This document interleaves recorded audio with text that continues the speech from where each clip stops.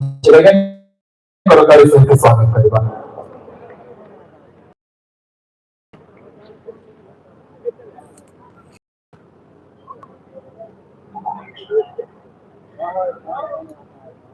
ଶୀତ ମହୋତ୍ସବ 2026 ଉଦ୍ଘାଟନୀ ଉତ୍ସବ ଅବସରରେ ଉପସ୍ଥିତ ଆମର ମୁଖ୍ୟ ଅତିଥି माननीय विधायक जिलेगिरी श्री प्रफुल्ल चंद्र प्रधान महोदय, सम्मानित अतिथि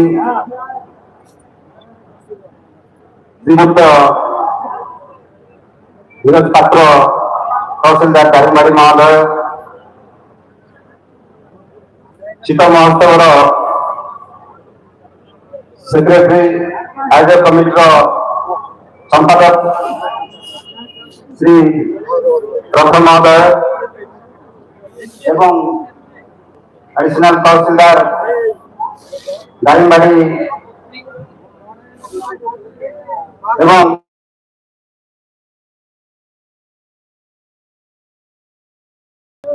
विभिन्न दलर कर्मकर्तागण सम्मुखें बसुवा प्रेस एवं इलेक्ट्रोनिक्स मीडिया बंधुगण को आज शुभ अवसर शुभेच्छा शुभकामना एवं नूतन वर्षर अभिनंदन जनाऊँ। आज बहुत सौभाग्य दिन कारण आम यह दिन पाइबापी दीर्घ वर्षटे अपेक्षा कर दीर्घ 2 मास यह दिन पालन करने अहर चेष्टा कर आज दीर्घ दिन अंत आज घटी आज शीत महोत्सव जदिवा आम चेष्टा करते मान्यवर मंत्री मोहन चरण माझी एवं अन्य मंत्री मान सहित आम आलोचना करूँ ए महोत्सव में उपस्थित रही जदिवा कौन असुविधा अवस्था आसी पहुँची पारे ना जेहेतु विभिन्न कार्य थी जो तथापि आज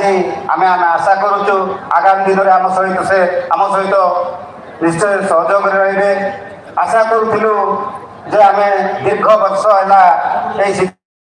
आम राज्य स्तर महोत्सव करने चेष्टा कर आज यही मंच माध्यम मुझे अनुरोध करने चाहिए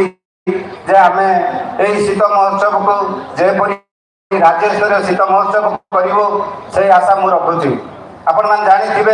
जे शीत महोत्सव मुझे प्रथम थर यही पंचायत समिति अध्यक्ष थी 2012-17 पर्यंत से समय मोर मुझे 15 साल तत्कालीन जिलापाल थिरुमाला नायक को प्रस्ताव देती सार आम अंचल किसी उन्नतिमूलक कार्य करूँ जहार फल अंचल लोक आपण को मन पकेबे से कथा मुझे प्रस्ताव देती हठात से मत कहले निश्चय अंचल निश्चय करवा जे जहाँ कोई सारा दारिंगबाड़ीवासी सारा ओडावासी सारा भारतवासी जमी मन रखिए से भाया चिंता करवा बोली से कहते तत्क्षणात से गोटे आम मत प्रस्ताव देते दारिंगबाड़ी गोटे शीत महोत्सव करवा बोली तेणु से दिन ठार 2015 साल